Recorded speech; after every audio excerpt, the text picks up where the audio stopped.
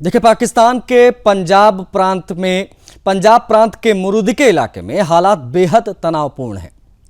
सरकार और सुरक्षा एजेंसियों ने कट्टरपंथी संगठन तहरीक-ए-लब्बैक पाकिस्तान यानी टीएलपी के खिलाफ एक बड़ा ऑपरेशन यहां शुरू कर दिया है। देखिए, रविवार को पुलिस, रेंजर्स और सुरक्षा एजेंसियों की संयुक्त टीमों ने टीएलपी के ठिकानों को चारों ओर से घेर लिया। बताया जा रहा है कि इस कार्रवाई में टीएलपी चीफ साद रिजवी को गोली लगी। फिलहाल सर्जरी की तैयारी हो रही है। इलाके में हिंसा, आगजनी और तोड़फोड़ की तस्वीरें हम आपको दिखा ही रहे हैं। माहौल पूरी तरीके से यहां तनावपूर्ण है। पाकिस्तान के अखबार डॉन के मुताबिक पंजाब रेंजर्स, शेखपुरा, गुजरावाला, सियालकोट और गुजरात जिले की पुलिस को बड़ी टुकड़ियां रविवार तड़के मुरुदिके भेजी गई। लाहौर पुलिस के अतिरिक्त जवानों को भी इलाके में तैनात कर दिया गया है। सुरक्षा एजेंसियों ने टीएलपी के कैंप को घेर लिया है और शहर की ओर बढ़ने की कोशिश कर रहे कार्यकर्ताओं को रोक दिया है। लाहौर में 85 थानों के 10-10 अफसरों को भी ऑपरेशन में लगाया है। मुरुदिके वही इलाका है जहां पहले लश्कर-ए-तैयबा के ऑपरेशन सेंटर के तौर पर यह इलाका कुख्यात था। अब यहां टीएलपी के कार्यकर्ताओं और पुलिस के बीच जमकर झड़पें हो रही हैं। जो रिपोर्ट मिली है उसके मुताबिक हिंसा में अब तक 48 पुलिसकर्मी शहीद हुए हैं, 4 नागरिकों की मौत हुई है और एक एसएचओ की हत्या हुई है। इलाके में लगातार गोलीबार और आगजनी जारी है। सूत्रों का दावा है कि टीएलपी प्रमुख यानी साद रिजवी और उसके भाई अंस रिजवी मुरुदिके के किसी गुप्त ठिकानों पर जाकर छिप गए हैं। पुलिस और सुरक्षा एजेंसियों की कोशिश है कि उन्हें जिंदा पकड़ा जाए। वहीं टीएलपी कार्यकर्ता लगातार लब्बैक या रसूल अल्लाह के नारे लगाते हुए पुलिस पर हमलावर हैं।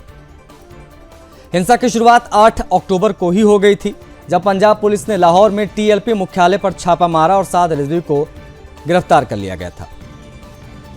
9 और 10 अक्टूबर को लाहौर में भीषण झड़प हुई थी। टीएलपी कार्यकर्ताओं ने पुलिस पर पेट्रोल बम और हथियारों से एकाएक हमला कर दिया।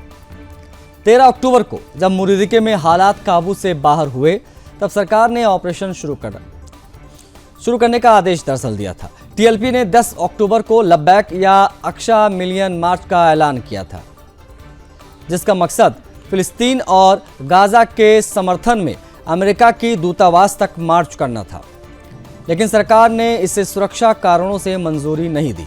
प्रदर्शनकारियों ने इस्लामाबाद के डिप्लोमेटिक एन्क्लेव में अमेरिकी दूतावास तक जाने की कोशिश की, जिसे रोकने के लिए पुलिस ने खाइयां खोद दी, रास्ते सील कर दिए, बड़ी संख्या में जवान तैनात करने पड़े। इसके बाद हालात बेकाबू हो गए।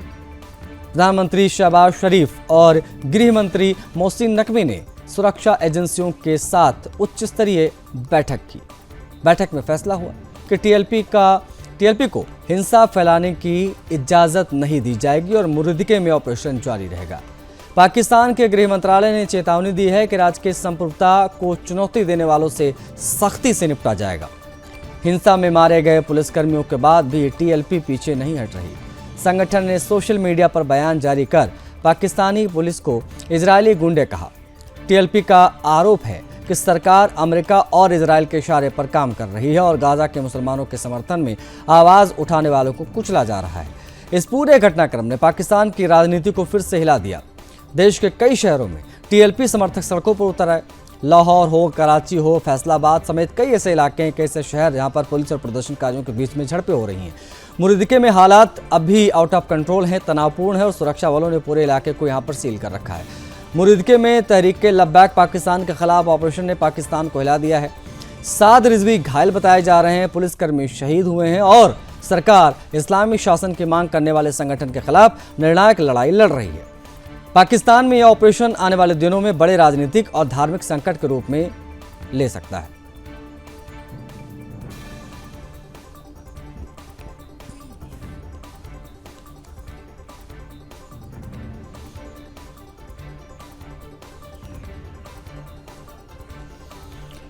बढ़ेंगे आगे। हमास की कैद से सभी जीवित बंधकों की वापसी को लेकर इजरायल में अमेरिकी राष्ट्रपति डोनाल्ड ट्रंप का कद काफी बढ़ गया है। सोमवार को बंधकों की रिहाई के बीच ट्रंप जब इजरायली संसद निसिट में पहुंचे तो सांसदों ने तालियों की गड़गड़ाहट के साथ उनका स्वागत किया। ट्रंप इजरायली संसद के सत्र को संबोधित करने इजरायल पहुंचे, जहां उन्हें सांसदों ने 2.5 मिनट का स्टैंडिंग ओवेशन दिया। ट्रंप जैसे ही संसद में अपने संबोधन के लिए पहुंचे, नेसेट गार्ड के सदस्य तुरही बजाने लगे और सांसदों ने खड़े होकर 2.5 मिनट तक तालियां बजाई।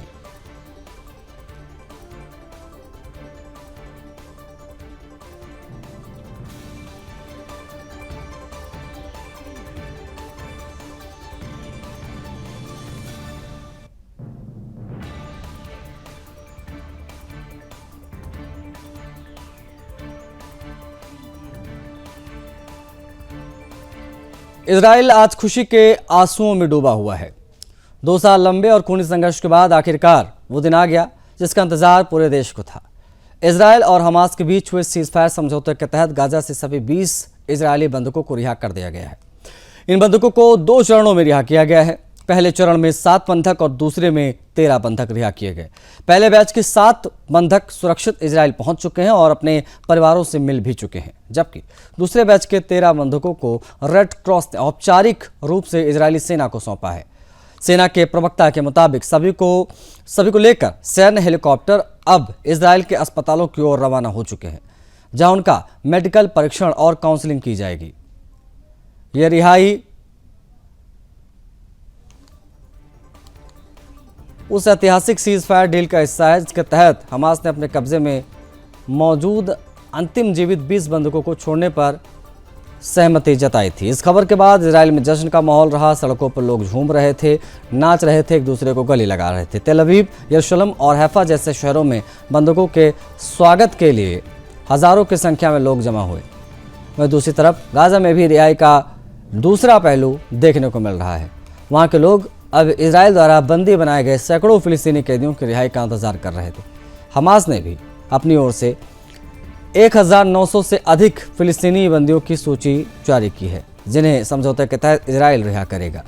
इस अदला बदली की निगरानी पूरी तरीके से international red cross committee ICRC के पर्यवेक्षण में की गई, ताकि किसी भी प्रकार की हिंसा या उल्लंघन से बचा जाए। इजराइल में उतरने से पहले एयरफोर्स 1 में पत्रकारों से बातचीत करते हुए ट्रंप ने कहा कि गाजा में युद्ध खत्म हो गया है, अब वक्त है शांति और पुनर्निर्माण का। ट्रंप ने यह भी स्पष्ट किया है कि उन्हें विश्वास है कि इजराइल और हमास के बीच यह संघर्ष स्थायी रूप से समाप्त हो गया है। ट्रंप की यात्रा मध्य पूर्व में शांति बहाली के दिशा में एक बड़ा कदम माना जा रहा है। व्हाइट हाउस के प्रवक्ता के मुताबिक ट्रंप शाम तेल अवीव और यरूशलेम में बंधकों के परिवारों से मुलाकात करेंगे। इसके बाद वो मिस्र के लिए रवाना होंगे, जहां सोमवार को वे एक उच्च स्तरीय सम्मेलन में भाग लेंगे जो पीस समिट का है। इस सम्मेलन की सह-अध्यक्षता मिस्र के राष्ट्रपति अब्देल फतह अल सीसी करेंगे और इसमें फिलिस्तीनी अथॉरिटी के नेता महमूद अब्बास भी शामिल रहेंगे।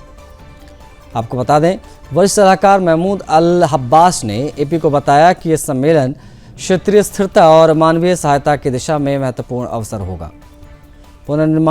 गाजा के पुनर्निर्माण, मानवीय सहायता और भविष्य के सुरक्षा ढांचों पर यह बात होगी। उधर इजराइल के रक्षा मंत्री काट्स ने सोशल मीडिया प्लेटफॉर्म मैक्स पर बयान जारी कर कहा कि उन्होंने सेना को आदेश दिया है कि बंधकों की रिहाई के बाद गाजा के नीचे बनी हमास की सुरंगों के नेटवर्क को खत्म करने की तैयारी शुरू की जाए। उन्होंने ये भी स्पष्ट किया है कि ऑपरेशन अमेरिकी नेतृत्व और अंतर्राष्ट्रीय पर्यवेक्षण में संचालित किया जाएगा, ताकि गाजा को दोबारा आतंक का ठिकाना बनने से रोक सके। तेल अवीव के होस्टेजेस स्क्वायर पर लोग रात भर इकट्ठे रहे। सुबह होते ही स्क्रीन पर अपने प्रियजनों के लौटने के दृश्यों को देखकर रो पड़े। ये वही दृश्य था जिसने पूरे देश को भावनाओं से भर दिया। आज का दिन इजराइल के लिए दिवाली से कम नहीं है। देश के लोग एक शांति की उम्मीदों से भरे। इस बात का संतोष भी है कि अब शायद आने वाली पीढ़ियां युद्ध नहीं बल्कि अमन के युग में सांस लेंगी। गाजा से बंधकों की रिहाई, युद्ध विराम समझौता और अमेरिकी राष्ट्रपति ट्रंप की मध्य पूर्व यात्रा का यह संदेश दिया है कि 2 वर्षों से चलता आ रहा है संघर्ष अब शांति की ओर बढ़ रहा है। हालांकि यह शांति कितनी स्थायी है, ये भी आने वाला वक्त ही तय करेगा।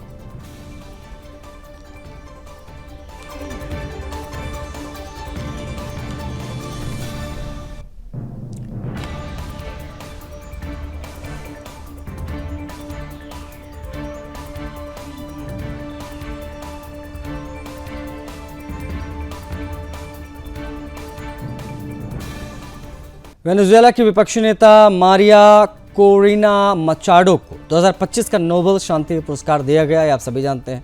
नोबेल कमेटी ने मचाडो को वेनेजुएला के लोगों के लोकतांत्रिक अधिकारों को बढ़ावा देने, उनकी लड़ाई लड़ने, शांतिपूर्ण संघर्ष करने के लिए सम्मानित किया। इस पुरस्कार के तहत उन्हें $1.2 मिलियन की राशि भी दी जाएगी। कमेटी ने कहा कि मचाडो ने साहस और दृढ़ता के साथ लोकतंत्र को पुनर्स्थापित करने का काम किया और बिना हिंसा का सहारा लिए देश को लोकतांत्रिक दिशा में आगे बढ़ाया। मारिया कोरिना मचाडो को ये पुरस्कार ऐसे समय में मिला जब वेनेजुएला लंबे समय से राजनीतिक अस्थिरता, आर्थिक संकट और मानवाधिकार हनन से जूझ रहा है। उन्होंने राष्ट्रपति निकोलस मादुरो के शासन का खुले तौर पर विरोध किया था, लोकतंत्र की बहाली के लिए कई शांतिपूर्ण आंदोलन चलाए थे। नोबेल समिति ने मचाडो को लैटिन अमेरिका में लोकतंत्र की नई उम्मीद बताया। इस घोषणा के बाद अमेरिकी राष्ट्रपति डोनाल्ड ट्रंप का भी बयान सामने आया। ट्रंप ने कहा कि मचाडो ने उन्हें फ़ोन कर बताया कि नोबेल शांति पुरस्कार उनके सम्मान में स्वीकार किया गया, क्योंकि ट्रंप ही इस पुरस्कार के वास्तविक हकदार हैं। ट्रंप ने मजाकिया लहजे में कहा, जिस व्यक्ति को नोबेल पुरस्कार मिला है उसने मुझे फ़ोन किया और कहा कि मैं इसे आपके सम्मान में स्वीकार कर रही हूँ क्योंकि आप इसके सच्चे हकदार हैं। हालांकि मैंने यह नहीं कहा मुझे दे दो। शायद उन्होंने ऐसा ही किया होगा। ट्रंप ने आगे कहा कि वे मारिया मचाडो की लंबे समय से मदद कर रहे हैं और खुश हैं कि उन्हें यह सम्मान मिला। उन्होंने कहा कि मैं खुश हूं क्योंकि मैंने लाखों लोगों की जान बचाई है और मचाडो ने इस बात को समझा है। ट्रंप के इस बयान के बाद अमेरिकी मीडिया में चर्चा छिड़ गई है कि असली दावेदार मानते हैं खुद को। ट्रंप ने इस दौरान मध्य पूर्व और गाज़ा को लेकर भी बयान दिया। उन्होंने कहा कि गाज़ा का पुनर्निर्माण जल्द किया जाएगा।